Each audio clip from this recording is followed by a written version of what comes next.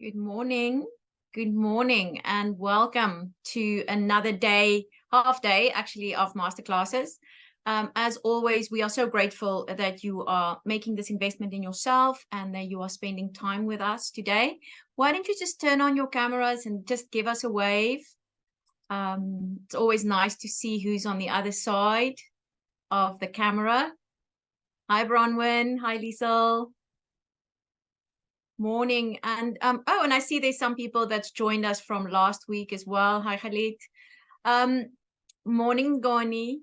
All right. So last week, for those of you that joined us, you'll know that we spoke about how to do sales, how to make sure that you measure your performance, that you understand how you are doing when you report to your customers. And then we also talked about some AI tools that you could use to just, lighten the admin burden. The entire, kind of purpose of last week and this week is to get you to a point where you are ready to become a supplier to other organizations, to larger organizations. So we are taking you on a journey. There is some method to the madness in this. Today, we are now going to talk. So now that you understand how to sell, you understand, you have the tools to measure your performance so that you can create confidence with your customers. You have the tools to start making use of technology to lighten the admin burden so that you can spend more time with your customers. Today, we're getting into the nitty-gritty of, how do you, when you get in front of the customer, how do you get them to be interested in you as a business and trust and do business with you? So we've got 3 sessions today. Again, all old favorites, all well-known faces for those of you that join our sessions regularly. First of all, we've got Paul Hartnady. He's going to talk to us about, engaging with a customer by asking financial questions. And I don't know about you, but I think that's one of the things that we as small businesses really struggle with, is having the confidence to talk about our pricing and sitting down with a customer and, not feel like we always have to negotiate down or that we have to give discounts. So Paul is going to give us some really top tips and to empower you, to go into those conversations with, with confidence and with an inner power. And then we're going to have Brad. Brad's going to talk about brand. Now, I know that brand sounds a little bit, it's a bit fluffy, but if you don't understand the story of your business, how is your customers going to understand what it is that you do? So Brad's going to talk about, how to come across as a professional business, not as a, as a one-man band working from a garage, but actually, again, showing your customer that you are a valid business and that you can be trusted and that your brand is established. And then lastly, we're going to have Lorna, who's going to talk to us about, how do we write those proposals? How do we stand out from the crowd, especially around compliance? It's one of the hurdles that always trips up a small business, is when it comes to the compliance, because we don't necessarily, have all of those things in place. We don't necessarily have that support. So Lorna's also going to share some really valuable tips with us. So please stick around with us. Each session is about an hour long.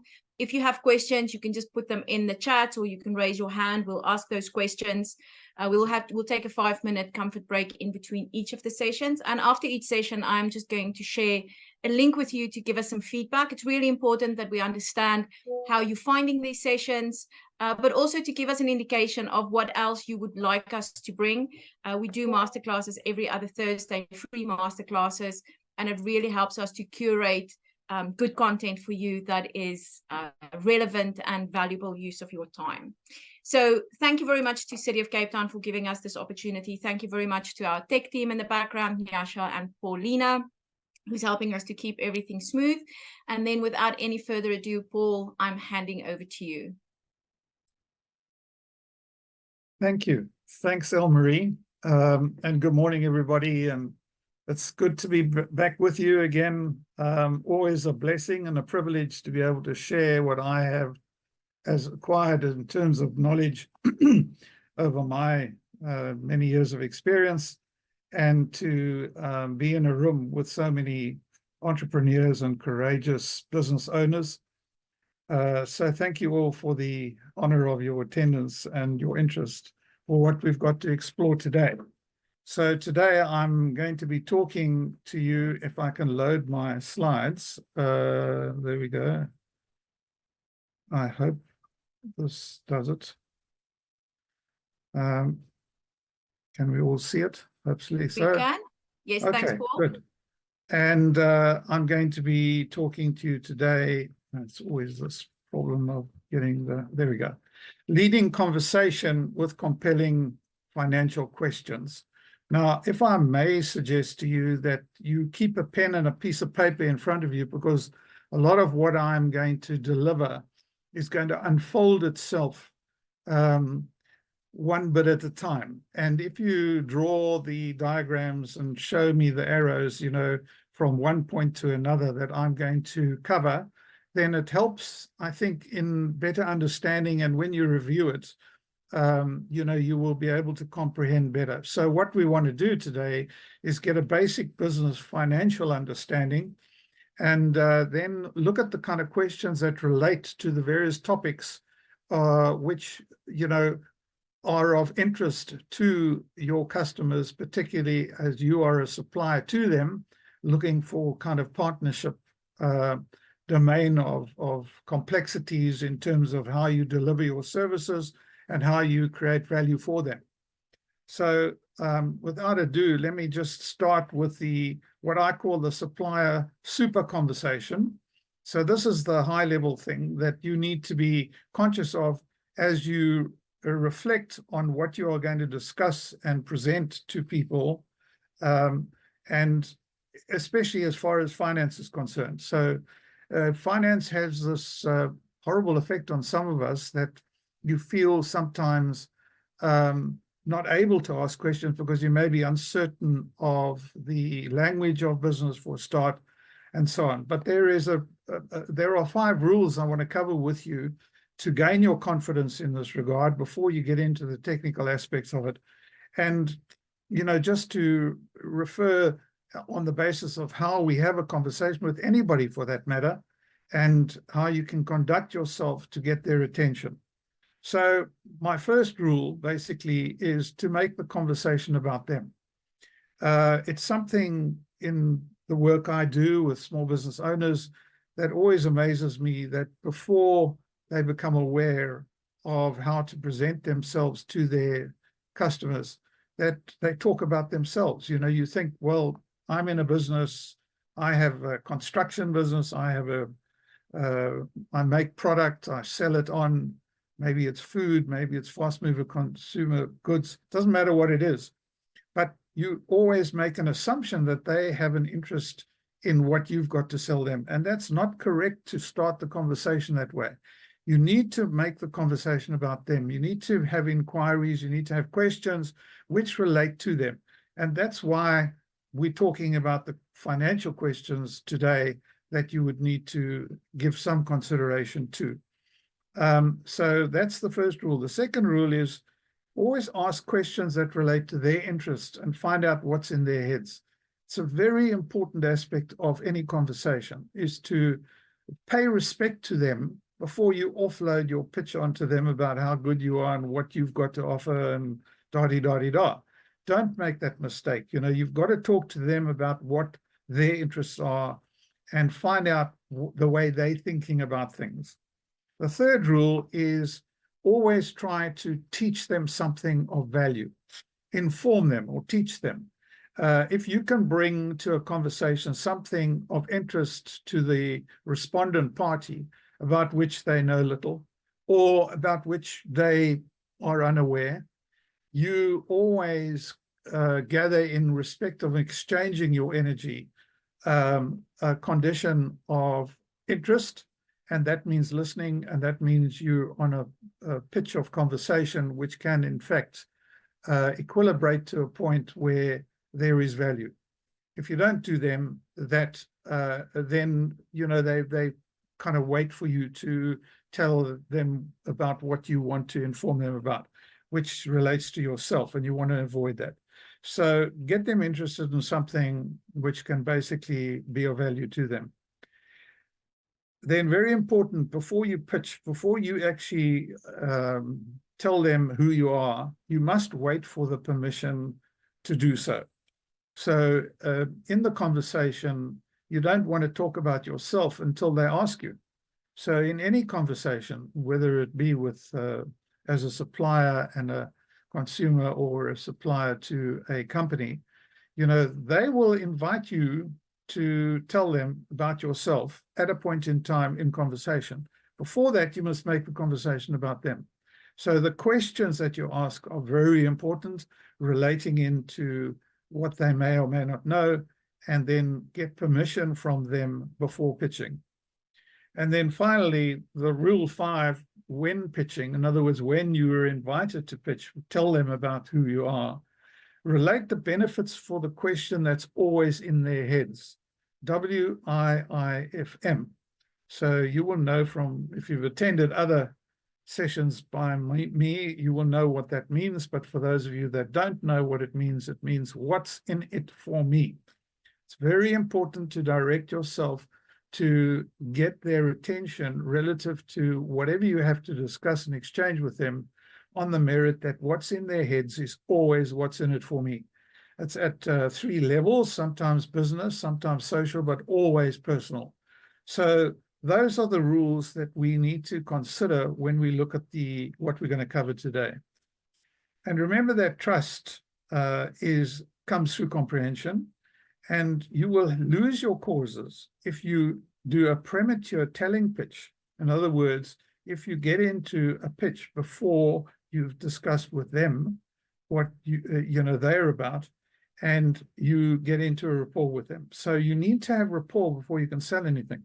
And that's something that people miss because they don't develop the relationship and then they miss the point. So don't go out with a megaphone telling people who you are and what you do. They're not interested. Go out and ask questions to find out what's in their heads, what they're looking for, and what they need in terms of their interest, and particularly what's in it for me. So as Morris Goodman said, you can get anything you want in life if you just help enough other people get what they want. But to be able to do that, you've got to ask some questions. And please remember that asking questions is about leading financial questions, particularly, which we're going to discuss today, before you pitch. And that, of course, is the rapport. To develop rapport, it's very important in any conversation with anybody before, and that means talk about them and get them talking about themselves and find out what they want and what's in their heads before you talk about yourself. Okay, so now certainty, I've told you this before. Obviously, if you've attended, you will know the first emotional need of the buyer is certainty. And there are some aspects that relate to that in respect of how we reference information. And the 6 cylinders of business that need certain knowledge are those 6 things there. You have to have financial knowledge, and it's highlighted because that's what we're going to talk about today. But you also have to have an industry knowledge, a product knowledge, a society knowledge, and then a selling knowledge, which that's my area of specialization. We spent last week talking about that. And then, of course, you've got to have a prevailing attitude, which is positive and inspiring. So given all of that, if you don't understand, according to Richard Denny, wrote a book called Selling to Win, which I would recommend to anybody if they're interested in reading a very simple sketch on selling. If you don't understand how business works from a financial perspective, you cannot add meaningful value when you are selling. And then a little bit tongue-in-cheek, remember that what Zig Ziglar said, beware of anyone who tells you the money is not important, because they'll lie about other things as well. So both of those reference the fact that we've got to understand when we are dealing with money as a means of exchange with our suppliers, what the relative interests are. Okay, so now what are their main financial challenges and what are we going to talk about today? Well, the first one is, how do we fill the trough? And that comes from sales, the money. Where's the money come from? It comes from sales. So we've got to know how to do that. And then how do you stop the drain? Okay, and how you do that basically is to understand what profit is represented, how it's represented, and how you will impose upon a relationship where you become a cost and affect their profit. So we're going to talk about 6 things that are relative to this conversation, and the kind of questions that you need to ask about liquidity, profitability, growth, productivity, value, and trust. So I'm going to go into each of those and then try and give you an understanding of the business. And please remember that it's easier to make the money than it is to keep it. So you've got to allude to this relative to a conversation with as a supplier on the basis that you respect that whatever you're doing, whatever you're exchanging with them, whatever you've got to offer, has a monetary imposition, and that there is a cost to what you are offering them, and that you know how you can provide value to them. So we're going to look at each of those and see.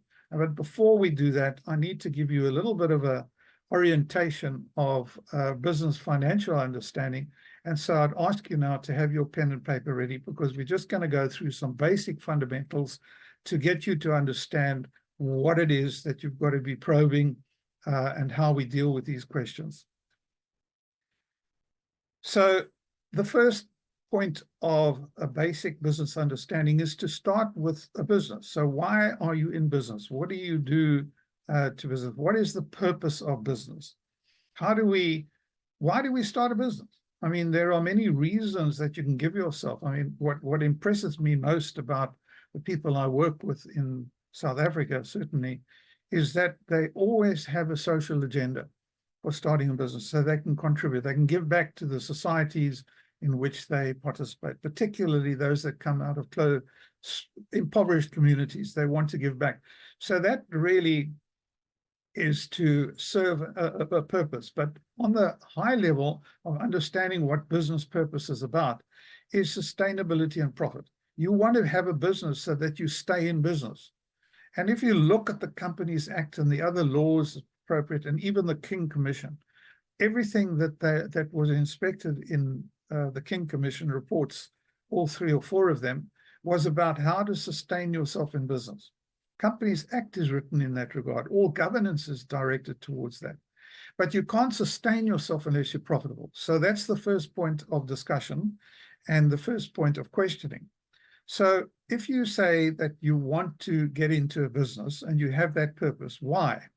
Why do you want to get into business? Well, as I said, it's to create and distribute wealth, just distribute wealth back to the communities perhaps in which you have grown up or experienced a life, or to simply employ people and thereby create wealth and distribute it, but also to the owners. The owners also wish to have and excel in wealth creation.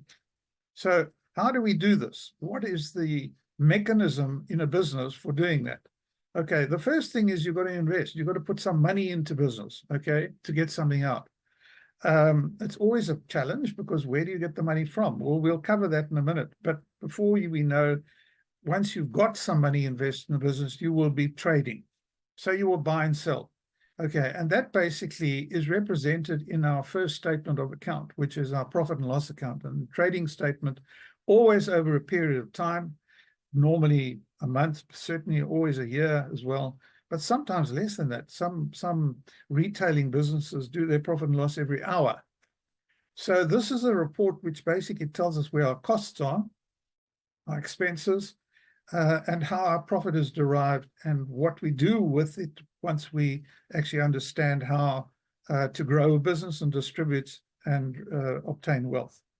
So the net profit, as it's represented there, is a return on the investment. Okay, so we invest, we trade, and then we get a return on investment. That's the profit that is represented in terms, I'll show you later, on productivity, but the basis upon which we derive our measurement of success and growth in the business.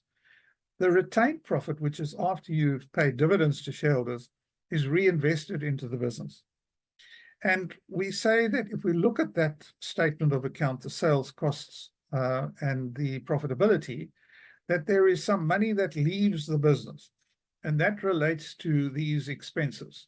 So your cost of sales, which are the direct costs, I'll get into this in a minute, I'll tell you about costs, which relate to sales, the expenses, which is generally our overhead, our taxation, which we've got to pay to the receiver, and the dividends paid to the shareholder. That is money that leaves the business, okay?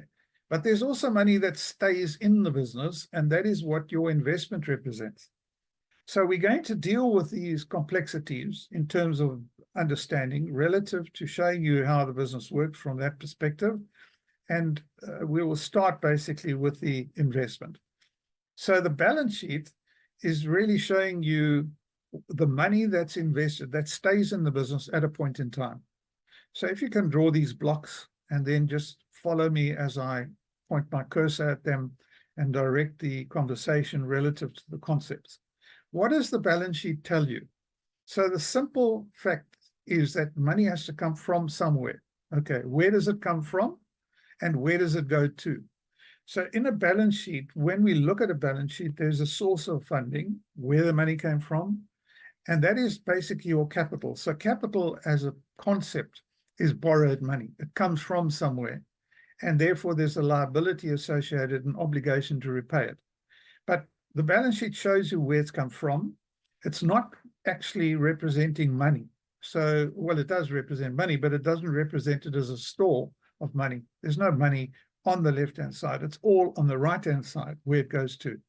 And when we start a business, okay, the first investment that has to be made in a business is from your shareholders. So your shareholder capital is money that's put into the business by the owners of the business, wherever they get it from. They can borrow it from the bank perhaps, but from the company perspective, that's represented as capital.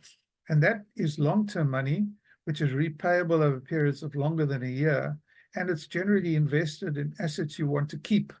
So the investment is kept within fixed assets and investments. So more about that later, but essentially it's long-term and you want to fund your infrastructure investment to start a business in this way. So if you're going to start a factory and you're going to make shirts and you're going to sell them to Woolworths, you've got to have some money to buy the machinery that are going to make the shirts. And you've got to have some plant and equipment and motor cars and desks and stuff you're going to keep, okay? And that represents fixed assets or investments. Then in the shorter term, when we start trading, when we get into a business where we can sell something, before that, the long-term loans is part of the capital investment relative to funding a fixed asset. If you don't have enough share capital, in other words, then you've got to borrow money. And that money could come from the banks, it could come from the shareholders. But it's long-term loans and repayable over periods of more than 12 months. Then we start trading.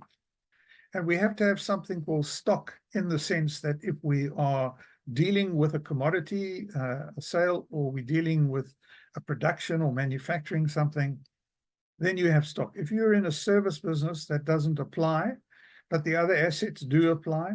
But the funding of a stock, basically, where's the money come from? It comes from short-term loans. It comes from borrowings relative to where we would find the money.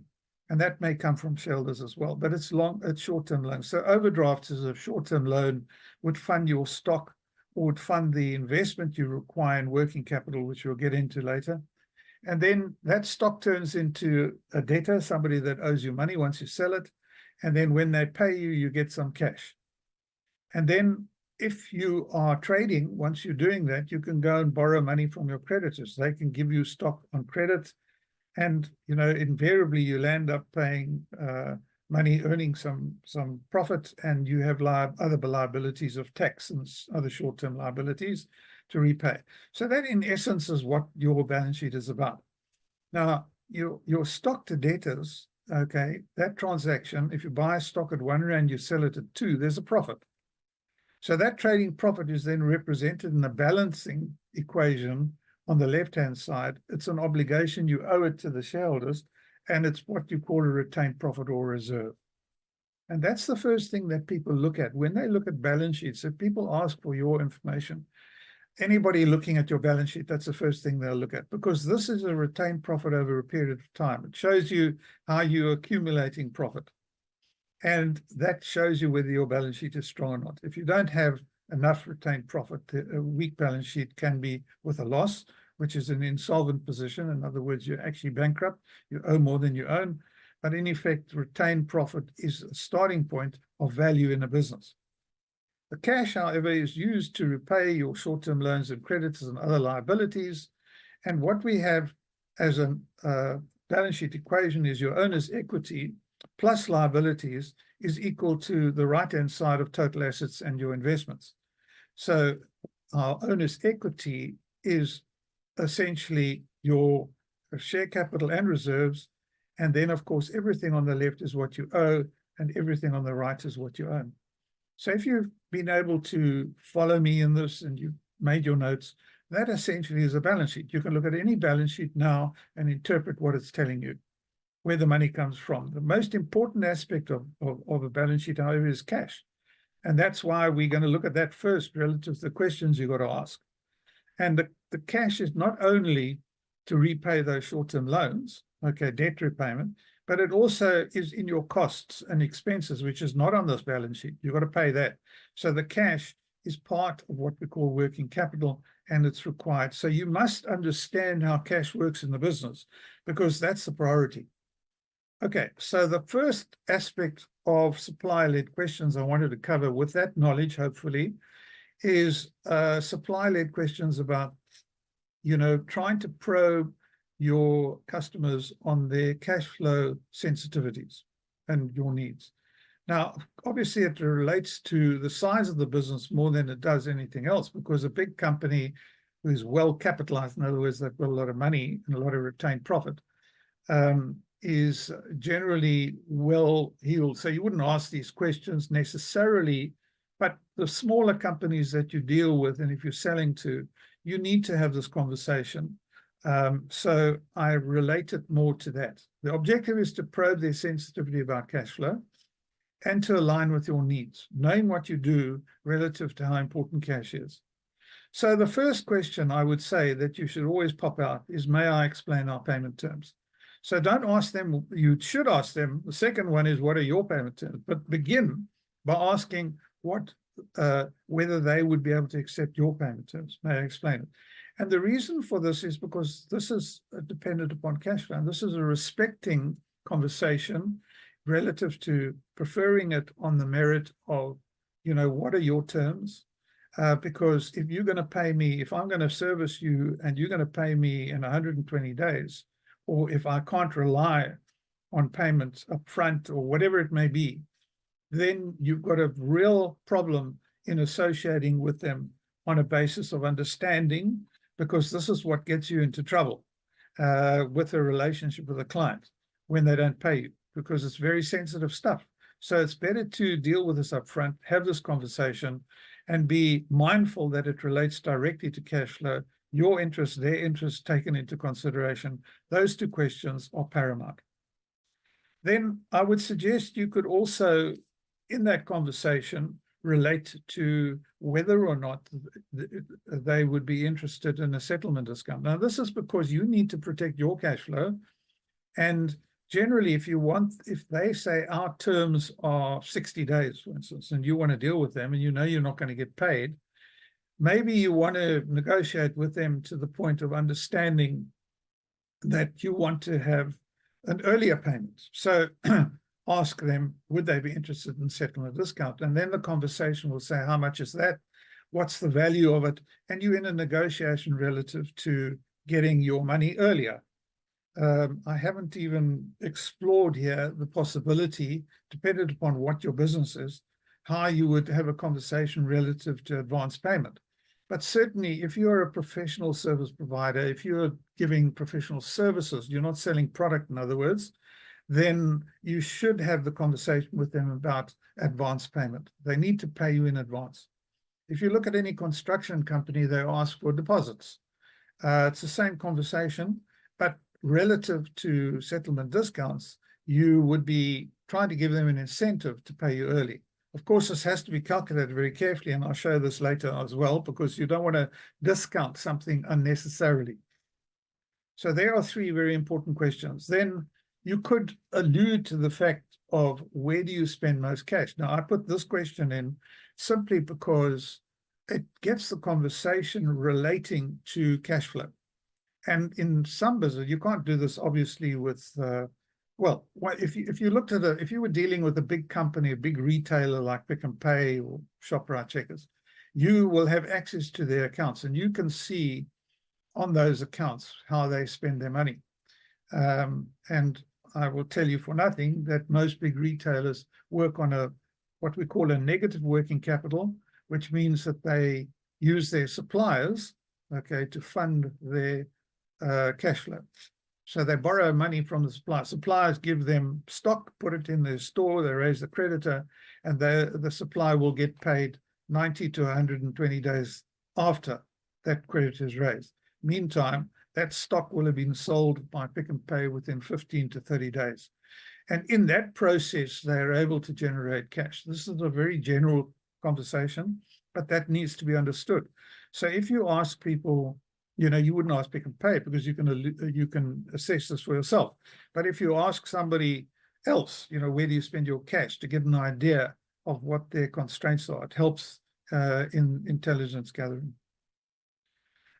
Similarly, what are your main cash flow risks? It just gets you into a conversation to see what the sensitivities are. And then how do you provide and manage for your working capital cash flow needs? That's what I've alluded to in terms of Pick and Pay. You want to know whether they're going to sell the stuff you're going to give them before they've paid for it. And you want to have a conversation about that, which relates to whether you can afford to do it or not. So all these things are just leading to conversations which show that you understand the balance sheet, you understand working capital, you understand profit and loss, and you understand cash flow. And cash is your most important asset. Remember, out of cash, out of business. And most of you will know those threats. So that's the first supplier-led question domain. Find out what the sensitivity is relative to what the risks are for you, and also what the risks are for them, and how you can have a relationship in this regard. Don't go in blind. So Paul, may I stop for a question, please? Yeah. So we have a question from Dion, and I think this is a very valid question. If you're a startup business, so you have money, but you have no balance sheet to show for the bank, how or what, so he wants to know what kind of resources can help him. And I think this is where your business plan comes in. Am I right? Correct. So, I mean, if you're in a business, you will have a balance sheet. There's no question about it. You must have a balance sheet. Even if there's nothing on it, you must have a balance sheet. You can't be in business without having a balance sheet. So you must have some investment in the business. There must be some way of showing what you've invested. You can't have a business without investment, whether that's borrowed or not. But if you're saying you want to start a business, you're not in the business yet, where does the money come from? Certainly, you have to project a business plan with a forecast to say what you're going to do. But most people are not going to lend you money. That's why I say the first part of getting into business is not going to the bank. The bank won't lend you money because there's nothing on your balance sheet. You've got nothing. So don't go to the bank and expect them to fund you. You've got to go to other funders who may look at your plan and may see that your business plan has relevance, and you can prove to them, and you can put a business case, and you can borrow money from them, and they'll capitalize it. This is what venture capital is about. People get into this on the merit of taking a risk relative to the fact that you haven't proved anything. There's nothing to show yet. Is that okay?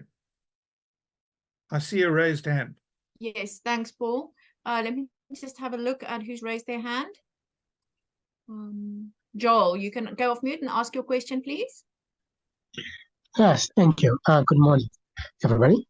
Yes, my question will be related to that, basically. As you said, first you need, if you just start up, let's say, for example, agriculture sector, it takes about 3 years for you to see profit, and you have invested a lot of money in your agriculture industry, for example, irrigation system, your fencing, your plumbing, everything, and you want to need this kind of help, investment, to borrow money from the bank, and then because you don't have what you call balance sheet or cash flow to show that this is what I have, but you have all these things.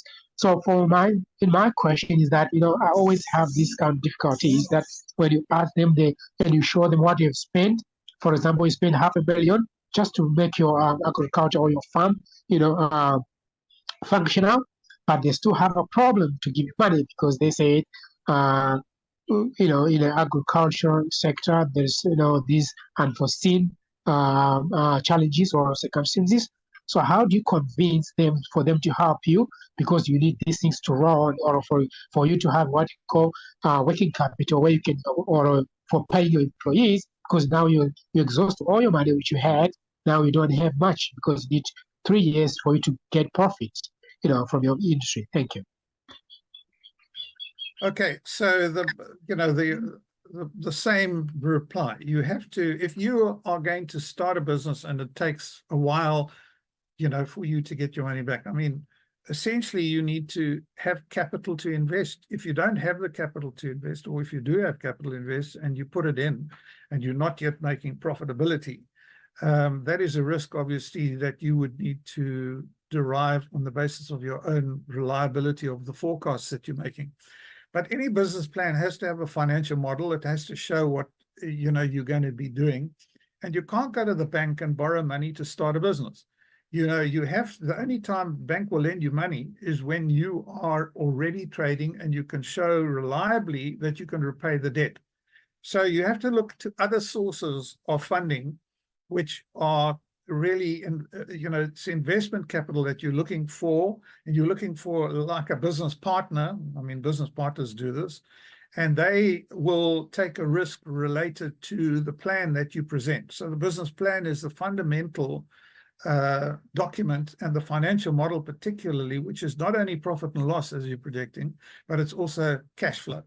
And cash flow is always integrated to that, and you need to show how you are going to generate cash, how you're going to invest, what you're going to borrow from them, and how you're going to repay it. It has to be modeled, it has to be shown in a forecast, and you have to have accountability for delivering on that and produce a business plan which is convincing enough to make them want to invest. It's got to be attractive enough. So all I can say at this point is that you've got to do your planning correctly. Okay, so I hope that's okay. Thank you for your questions. Can I proceed? Yes, so I Paul, wanted thank to you just very share much. with you an interesting little snippet of tithing, because this is an important aspect related to how people become emotional about money. So the Hebrews 3,000 years ago invented a special type of tax, putting aside 1/10 of their income to give back to God. So this payment is referred to as a tithe. And at that time, it was, based on the protocols and, the state of religion and so on. But since that time, traders have accepted losses within 10% of their wealth as an acceptable variance in consequence to this, because it's become so embedded. And anything exceeding that basically invokes fear of emotion. So obviously, the more wealth you have, the less emotive it becomes. So the larger the business, the greater the capital, the less emotions, fear of risk. So I'm just telling you this because if you're dealing with smaller businesses, or you're dealing with, businesses that don't have the capital, then you're in a risk situation. So inform yourself about, the companies that you're dealing with. Get their reported results and balance sheet. Ask questions about their size and investment strategies, because if it's within 10%, then affordability is okay, but otherwise affordability becomes an issue. You can determine this just by looking at information. The smaller the prospect business, the more hesitant and emotional they'll be. That's why I'm saying to you, be mindful how difficult it becomes when you are dealing with the smaller guys. It may be easier to do business with them, but in effect, there's more risk. So some business models, in fact, subscription-based business models, know this. I mean, you look at the insurance companies and all that kind of stuff, and their fees are always less than 10% of disposable income. So this is just something on an affordability in that. But my next line of inquiry is to understand the profit and loss account. So I want you to understand something about costs here, because there are direct costs which relate to cost of sales. There are indirect costs which relate to overhead expenses. Directly relating to sales, indirectly not relating to sales. So you've got different costs. Costs that relate directly to sales are separate from those of your overhead. And those costs are your operating costs. Now, variable costs are your cost of sales, and the fixed costs are your operating expenses. And you've got to try and manage that for break even, where that's the first part of your business and your budget. What is the break even? It's where your gross profit equals your overhead expenses. So you've got to have this kind of dimension of understanding. And in this discussion, we talk about margins. So what is a gross margin? Gross margin is your gross profit as a percentage of your sales. And most businesses will have a policy of this, particularly those that you are dealing with who are big companies. And you need to know what that is, because your margin needs to affect that in terms of a markup. So if the markup, which is the gross profit over the cost of goods, will give you a number which will be different to the gross margin, be mindful. And be mindful that a discount is actually off the top line and it comes directly off profitability. So there's risk associated, and I'll show you how that works in a minute. Okay, and now I can just ask you, a colloquial question, really. What line of profit is the bottom line? You often hear people saying the bottom line, the bottom line. Where? You've got 5 levels of profit here. Which is the bottom line? And the answer really is it depends who you're talking to. But if you are trading and you are negotiating with somebody, you're talking about gross profit. If you are dealing with overall operating productivity, then it's operating profit. If you're talking to the receiver of revenue, it's profit before tax. After tax, you're talking to the shareholders, and retained profit, you're talking to investors. So profit is an opinion, and remember, cash is a fact. Okay, so here we have profitability supply-led questions. And the objective here is to understand their GP goals, usually a policy, and the challenges for their cost control. Okay, this is the profit and loss account. So what do we want to talk about? You've got to ask them, what markup do you apply? You must get to the point where you understand their margins. Okay, what gross margin do you need to achieve? This is critical. If you don't have this discussion, you don't know how to price yourself correctly. If you go in pricing without understanding this from the perspective of what they need, then you're at risk and the conversation will become difficult. What rebates do you offer? Rebates because essentially, if you look at a company like Pick n Pay, I mean, part of their existence, they only make 3% on the bottom line. But if you look at the top line, there's an income related to rebates. They actually make their money. If you look at their gross profit relative to their expenses, they don't even break even without rebates. So they offer volume discounts, which basically give you an opportunity to negotiate with them to get their business. And that's an important aspect to know about, particularly if you're in commodity sales. And this, again, shrinkage is important. What is your shrinkage? What kind of stock are you losing on your shelves? How do you measure waste? These are all critical questions to ask relative to the trading statement, profit and loss. How do you measure your cost of quality? And then what is your biggest threat to profitability? These are all questions that you can factor into a discussion with your customers. And then what are your direct costs? Because that relates to your cost of sales, and associated with that may be distribution costs or maybe commissions that relate to sales. Know what the makeup is, because your pricing will be dependent upon you meeting their requirements in this regard. And then what are your biggest cost control challenges? Just show them the knowledge that you have relative to profitability. Helps. Just on the business types of margins, for your interest, you will see how this varies. And you can see the markup is very different to the margin. So, if you looked at retail foods, for instance, their gross margin is 20%, their markup is 25%. Don't get those two confused. Their net margin only about 3%. What the key drivers are for retail is liquidity. So speak to them on the level of your understanding of what their drivers are: growth, profitability, liquidity, or productivity. And they differ. So we can't get into this, unfortunately, in any way. Let me go on and just show you the discounting risk. So if you looked at this model, and I want to show you the effect of a 15% discount on this profit and loss account, which is showing a 10% operating profit relationship to the top line. So here they're making profit of 10%. Now, what is the effect of a 15% discount? Well, the answer is that 200 becomes 170, okay, because you're minusing 50. sorry, 30. And there, of course, the gross profit is decreased to 70. And in consequence, your indirect costs are 80, so you're making a loss. So be mindful that if your discounting carries huge risks, and you must be able to calculate this, and you must be able to see, and if people are asking for discounts, be mindful of it and ask them the question, what discounts do you require? Always be prepared to walk away in the case that you don't, that you give away your value. Okay, supply-led questions relating to growth. So what is growth? Growth is how we are increasing our retained profit, essentially.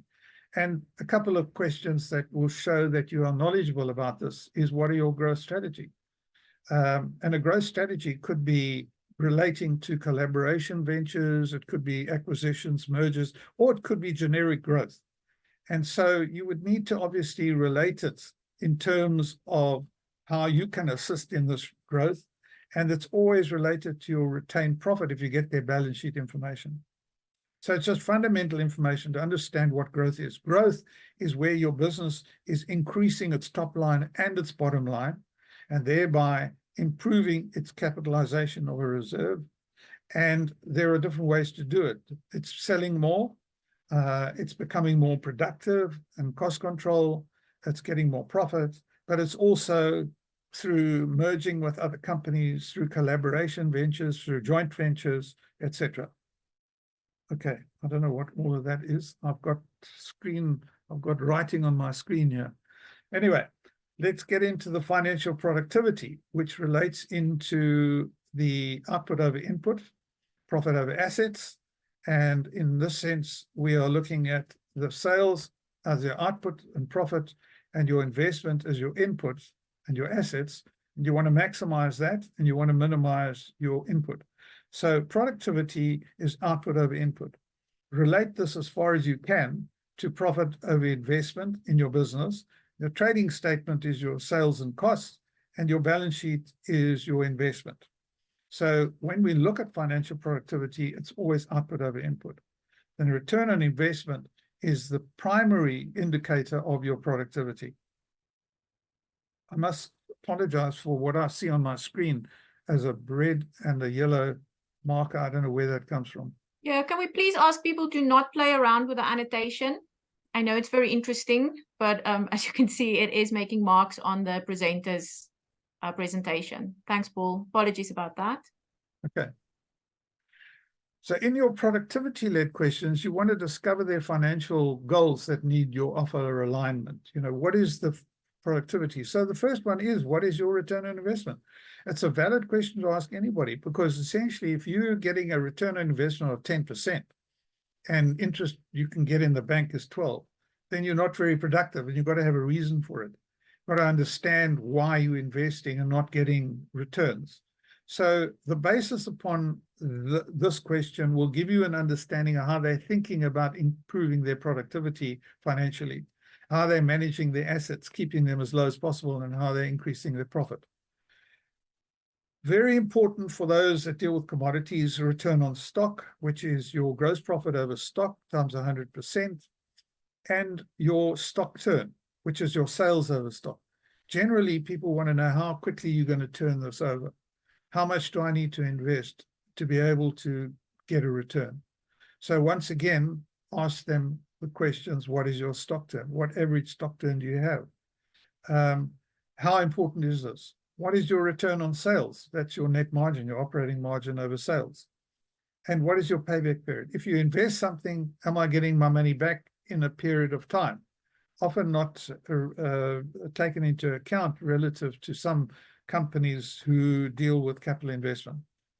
Your debtors days, always a signature of your cash flow. And how do you collect? What are your debtors days? How efficient are you in getting your debtors to pay? And how much do you invest in development projects? And do you capitalize that investment? And do you expense your development costs? Now, I put these out because I ask these questions sometimes of companies, and they don't know. And it sometimes leads to problems of profitability and so on. But it's to lead with questions to show that you understand the merit of importance and showing them respect. as far as value is concerned, there are just two questions that I would speak about, supply-led questions. How do you create value for your clients? Just an open question on that, and let them see how they relate to it. And then how can we help you create value for your clients? Just a leading question. And that's basically all you need to do. And remember, the users, the people that create the value, are somewhere in this equation, and to be able to ask questions in that regard.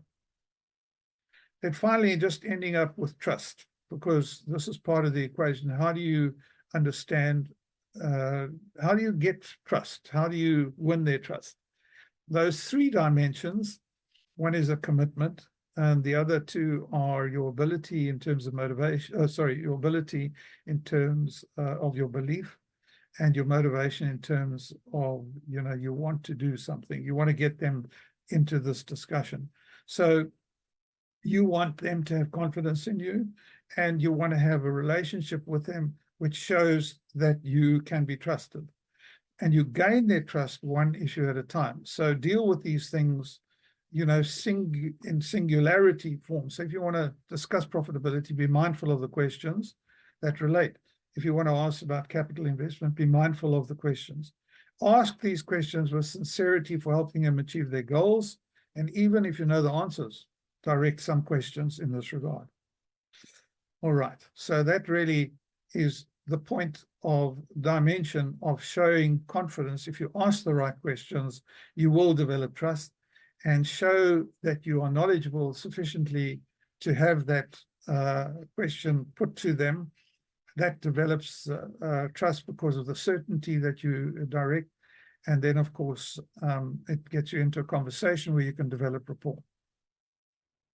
Guys, I'm finished with my little presentation. I hope it's been of some interest and value to you.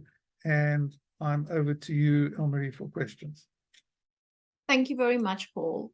I actually have a question, and I'm going to ask Brad to also just, kind of jump in here. Let me just go up to the question. It was from Anvil. And Anvil is saying, I provide architectural services and I rely on projects for cash flow. It is not as simple as selling real estate where I can forecast my next cash injection from the product I sell. Without new projects, I'm out of work and cash flow runs out. How can one plan to increase cash flow? So that's the question for you, Paul. And then towards, where I'd like Brad to jump in is, do I have to invest in more marketing? Most people do not want to hire architects. They rather rely on a builder to do their design work. Okay, there's quite a lot there. So, the first question is how in a professional service, do I transact my agreements to generate cash flow? You've got to, again, work on the base. So this will come down, as far as I'm concerned, to a negotiation on terms and conditions. Essentially, when you're selling your services, you are dealing with the value attributable to what you can provide people, and you are dealing with handing their objections to, which is clarification of issues related to value, and clarifying what's in their head relative to how they get that value out. So from a professional service point of view, you've got to have that conversation before you get to a proposal. And then the proposal would contain within it some price terms and conditions which are negotiable. And in the terms and conditions, you would relate to the plan that you have for the specific application, I would imagine. So there's a business plan associated with it, or put it this way, there's a flow of funds which relate to how you would be able to execute and protect your own cash flow. And that's the terms that you've got to negotiate. So, that relates to basically how you will get to an agreement, but to protect your cash flow. But you've got to be mindful of, what it is that when you require the cash, etc. So if there's a series of deposits or what have you that have to be given, if somebody I dealt with the other day, wanted to, in a construction arrangement, wanted to put a flooring in and wanted an 80% deposit before they put foot on soil. So it depends on whether you can accept that or you want to negotiate that, or what the difficulties are. In an architectural firm where there is kind of a standard of agreement in terms of pricing structure, what to expect, etc., it still comes down to how you negotiate with the client relative to how they will be required to spend money. So I think, it's a negotiation. It comes down to negotiating. And that means that you will have had to have developed rapport for a start. You can't go in and preface it on the merit that you have this condition without developing rapport, because that's a pitch without the negotiation. And so, yeah, as far as I'm concerned, it does relate to your negotiating ability. But that also relates to how you've sold the thing and how you've developed a relationship, and what's acceptable to them or not comes down to how you present your terms and conditions. Yeah, so that's kind of what I heard in the first part. The second part, if I recollect, just repeat to me, Brad. Yeah, so he wanted to know if he needed to spend more time on marketing, to build that pipeline, because he's basically running out of customers. So Brad, what's your thoughts on that? Well, look, for me, yeah, always do marketing, man. I'm a marketer, so I'm always going to say go for it. The thing what I've experienced in my business is that if you're not consistent, if you're not marketing correctly, and we'll talk about it in my session, you're making it very difficult for yourself to improve your cash flow, because remember, marketing brings you closer to the sale. So before you're even negotiating, before you're even tackling the amazing stuff Paul's telling us, you've got to go out there and actually find the customer. And Anvil, when you say people prefer not to use architects, I want to disagree with you there. I think there's a lot of people out there that want to use architects, but might not know how it works, and might get it like a little bit like, oh, architects, they sound so serious, they sound so professional. I just want this thing done in my home. Let me just use the builder because he's easier to talk to. So I think it just talks to me around, market all the time about the passion behind your business, about what's important for you. And that will help you with your cash flow, because it will bring you closer to customer. And you need at least, Paul taught me all about funnels. You need 20, 30, 40 different potential leads out there so you can get those 2 to 3 customers. And even when you're busy, Anvil, and you're doing the work, you should always be marketing in the background, so that brings you closer to a new sale. And that will help your cash flow. That's what saves my cash flow in my business. Constant marketing, constantly selling, all the time. I'm that guy. Thank you very much, Brad. Thanks, Paul. I just wanted to let you know that I've put the link in for the feedback on the session. As I say, we would be very grateful for that. We're going to take one more question before we're just going to take our comfort break before we start with Brad's session. And it is, and actually there's a few people that's asked for this, Paul. It is, how do you do proper financial projections? I guess it's that, how do you know what you don't know? Well, once again, it comes down to your financial model. You've got to start with a budget. You've got to therefore know what theoretically you wish to achieve relative to sales and how you cover your costs. So basically, first of all, discover for yourself what your fixed cost would be. Imagine a business that will be successful. What will it look like financially? Now, you want to understand that you've got to pay yourself a decent salary. So you put in whatever that is, 40, 50,000 Rand a month. And then you put the other costs in, which are fixed, which you're going to have to pay every month. Then you work up to your margin. What are you going to sell? How are you going to mark up your prices, your material costs, what they are, and work out from there how much you've got to sell. And then you can work down to the profitability and then integrate the cash flow. So the first part of actually making a business fundamentally operational and viable is to do a plan, is to do a financial model, to do a financial plan to see what it's going to take.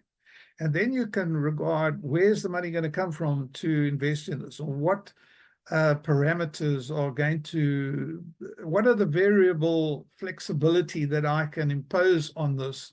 Because, for instance, if you put in 50,000 Rand a month and you've got no sales, then you can't pay yourself. So, you know, that comes down to nothing, and then your costs are reduced. So all of this is variable according to how you work with the financial model and what you work to plan. And then you can see what you've got to go and sell, and then you've got to segment your markets. You've got to then market, as Brad says, correctly, get the word out there, and then you've got to go and sell. So, yeah, that's how it works. I mean, you know, if you're saying to me, how do I make my business, you know, viable, that's what you've got to start by doing. And the other thing relative to, you know, anybody that says, you know, the industry is difficult, you know, and they're insisting on this and that and the next thing, and I can't make a viable business out of it, you know, what do I do? How do I get this right? I can tell you in one word, you've got to sell. And that means you've got to develop rapport with people, have relationships, and you've got to sell. You've got to get up there, as Brad says. You know, it's activity. You've got to make sure that you've got a pipeline, that you're out there all the time, and that you're migrating towards it. And if you don't get the sales, it means you don't know how to sell, or you're not selling effectively.